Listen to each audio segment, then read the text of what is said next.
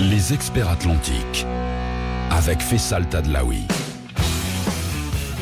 Vous commandez une maison avec balcon vue sur mer et vous vous retrouvez avec un mobile home avec vue sur une décharge. Vous commandez une maison avec une salle de bain avec du marbre et vous vous retrouvez avec une douche à la turque avec du gravier sur le sol. Il est 10h08, nous sommes mardi, on parle d'immobilier dans les experts. Voici vos experts. Les experts atlantiques. Bonjour, ravi de vous retrouver aujourd'hui dans les experts. Nous sommes mardi, vous le savez, le mardi, on parle des toits qui sont au-dessus de vos têtes, enfin des toits qui sont censés être au-dessus de vos têtes parce que il se trouve que de temps en temps, c'est quand même assez compliqué d'en avoir un, même si vous avez les moyens d'en avoir un et que vous l'avez commandé. Et il y en a un qui est là, le ciel ne lui est pas tombé sur la tête parce que j'ai été corrigé par un auditeur la semaine dernière. Pourquoi ? Parce que j'avais dit que les Gaulois, ils avaient peur que leur toit tombe sur la tête, c'est vrai, mais je voulais dire le ciel, c'est vrai. Donc on se fait corriger par les auditeurs. Voilà. Où va le monde? Comment ça va, maître Younes Hanibar? Très bien, et vous? Non, j'ai pas compris. C'est prolongement des vacances et les prolongations, qu'est-ce qui se passe? Je m'y attendais, c'est parce que je m'y attendais. Qu'est-ce que c'est que cette couleur? C'est une couleur qui correspond à la saison. Ah bon? Oui, je pense. Est-ce que je peux dire quelle couleur vous portez? Mais bien sûr. Mais est-ce que ça ne va pas atteindre? C'est fait pour ça. Est-ce que ça ne va pas atteindre votre réputation? Pas du tout. D'accord. Vous portez ça sous la toge? Vous imaginez bien. Ah mais c'est pour ça, parce qu'on voit pas. Voilà. Alors c'est un... Dans la tradition, alors je regarde sous la table quand même. Oh, ah oui, c'est en jean et puis une chemise rose saumon. Saumon, hein. Voilà. Saumon, voilà. Saumon de Norvège, d'élevage, parce qu'il est un peu gras, c'est un peu blanc. Bon, ça va, tout va bien? Ça va, oui. Bon, mardi, on parle d'immobilier aujourd'hui, vous le savez, comme d'habitude, et on vous le répète encore une fois, il y aura très bientôt, dans quelques jours, du nouveau dans les experts, vous le verrez, vous le sentirez très bien. Le mardi, on parle d'immobilier, on parle des problèmes que vous pouvez avoir dans l'immobilier si vous avez acheté une maison, si vous voulez commander une maison, les problèmes de VFA aussi, parce que vous le savez, on en a parlé la semaine dernière, on continuera à en parler.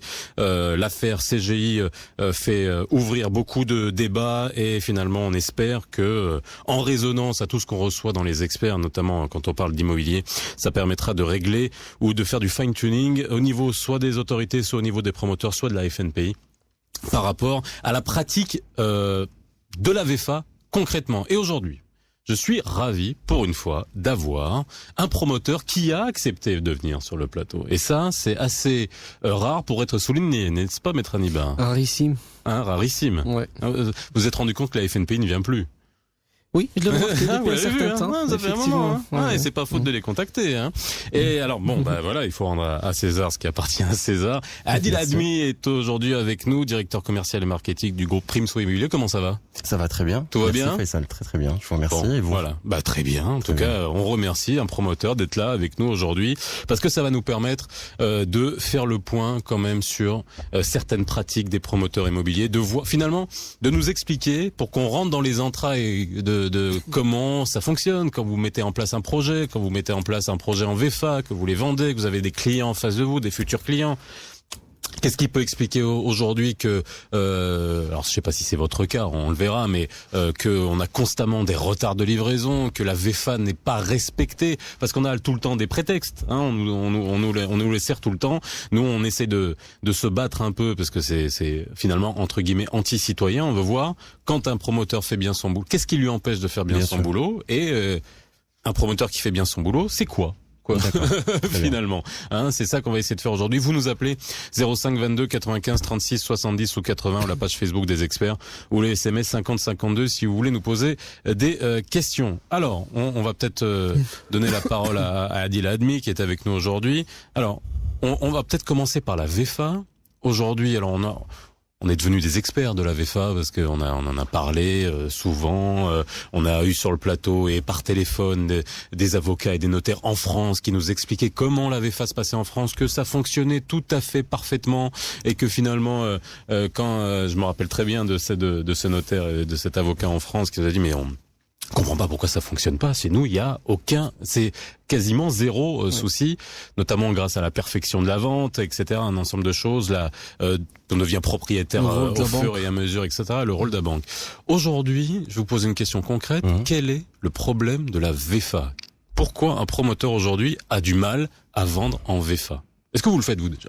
Alors déjà très important quand même, je tiens à vous dire quand même que votre émission elle est suivie pas que par des gens qui sont insatisfaits des produits qui leur sont livrés ou qui leur sont promis, et votre émission fait beaucoup de bien. Donc nous sur le terrain on rencontre des gens qui plus ils sont informés, si vous voulez, plus leur choix vis-à-vis de nos produits est serein, et c'est des choses quand même qui sont importantes, c'est-à-dire dans ce qui concerne la relation client.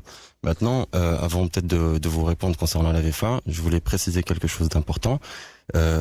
C'est que la VFA aujourd'hui, vous dans votre émission entre autres, et puis vous menez un combat d'avant-garde quelque part, c'est-à-dire que vous essayez vraiment de comprendre quelle est la difficulté d'application de la VFA, etc.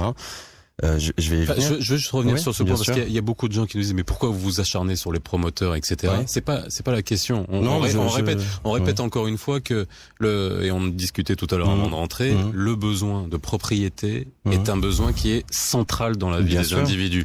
On défend aussi bien les petits problèmes de consommation de tous les jours que les problèmes de banque, etc. Mais la propriété, vous êtes bien placé pour le savoir, c'est quelque chose qui est un projet de vie pour les gens. Voilà, c'est pour ça que je pense pas la VFA pour avoir travaillé et appris à travailler dans le secteur sous VFA. Je suis rentré dans ce métier-là en ne sachant pas qu'il existait autre chose que la VFA en France. Donc, si vous voulez, il a fallu que je m'adapte aussi au contexte au Maroc. Et je pense que la VFA n'est pas forcément, enfin, ce n'est pas la panacée. Elle promet des garanties. C'est un accord tripartite, c'est ce qui permet d'offrir des garanties à toutes les parties prenantes. Mais ce qui est au cœur de ce que l'enjeu majeur pour un promoteur aujourd'hui de plus en plus, c'est la relation client. Donc la VFA permet effectivement peut-être de lisser ou d'arranger cette relation client, d'apporter une garantie, donc des gages de confiance. Et donc nous, en tant que promoteurs, bien sûr, on est à l'écoute, on se renseigne, on s'informe, on cherche quels seraient les avantages pour nous. Et effectivement, elle offre un certain nombre d'avantages, y compris financiers, à un promoteur. Posez vos questions 0522 95 36 80 ou par SMS 50 52 6 dirhams TTC. Les experts atlantiques. Faisal Tadlaoui. De retour sur le plateau des experts aujourd'hui, le spécial immobilier avec Maître Younes Hanibar et Adil Admi, directeur commercial et marketing d'un promoteur immobilier de la place, qui est d'ailleurs en train de livrer des appartements, je pense. Donc vous étiez en train de me le dire tout à l'heure. Donc c'était. Non mais vous allez expliquer justement le processus. Voilà, on va coucher. Faut pousser. Oui, c'est sûr. Alors, on va arrêter les métaphores par rapport à ça parce que ça peut aller loin. Promis. Ça marche. Alors, j'aimerais revenir là juste avant la pub. On parlait de la VFA justement, et nous ce qui nous intéressait avec Maître Hanibar et ce qui intéresse nos auditeurs aussi qui finalement ont été intéressés par la VFA, parce que c'est vrai qu'au premier abord on s'est dit génial, on peut payer en plusieurs fois, ça revient moins cher aussi parce que le prix au mètre carré, etc. Bref, il y a un certain nombre d'avantages, et finalement on tombe dans énormément de problèmes et de non-respect par énormément de promoteurs de ce mode d'acquisition. Alors là, vous disiez tout à l'heure que ça présente des avantages indéniables, mais et en même temps, ça présente des contraintes. Alors, je veux pas faire écho à ce que vous entendez toujours. Je pense que vous l'entendez suffisamment. Maintenant, la VFA, si vous voulez, je pense que c'est une évolution nécessaire et qu'elle va prendre de plus en plus de place. Nous, aujourd'hui, en tant que promoteur, il faut comprendre que le métier de promoteur, c'est un métier à la fois passionnant, mais qui a des exigences.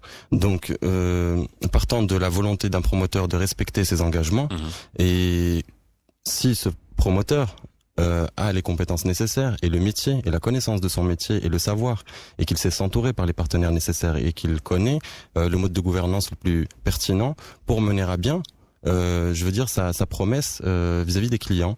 C'est un métier qui est possible, et c'est ce qui se fait encore le plus, c'est que la plupart des projets encore ne sont pas en VFA. Je veux dire, je pense que je n'apprends rien à personne en disant ça. Est-ce que la VFA est la seule garantie possible? Très sincèrement, ça c'est mon point de vue.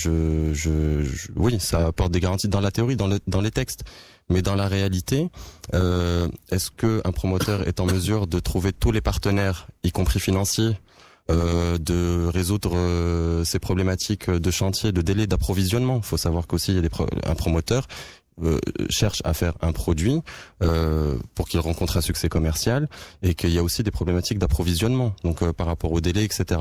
Maintenant, quand on s'engage contractuellement avec un client à une date de livraison, j'en profite pour dire que on a respecté nos dates. Maintenant, quand on s'engage avec un client à respecter ces dates,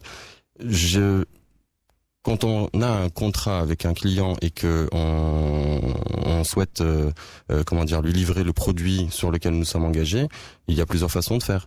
Nous, par exemple, nous avons décidé de commencer la commercialisation avec un produit qui était visitable, donc visible. Donc voilà, par exemple. C'est-à-dire que tous les logements étaient faits. Exactement. Plus ou moins montés, c'est-à-dire que non, fini, tout à fait fini. Donc vous étiez pas en VFA. Seconde, ouais, exactement. D'accord, tout à fait. Alors, il y a un moment, pourquoi? Oui. Toute la réponse ne me revient pas, mais malgré tout, on pense faire notre métier honnêtement. D'accord. Alors on va s'arrêter là-dessus. Parce que les principales raisons, et quand on reçoit la FNPI sur le plateau, et quand on a des promoteurs de temps en temps au bout du fil, on nous dit la VFA est inapplicable. Il faut bien qu'on rentre de l'argent avant de commencer à construire.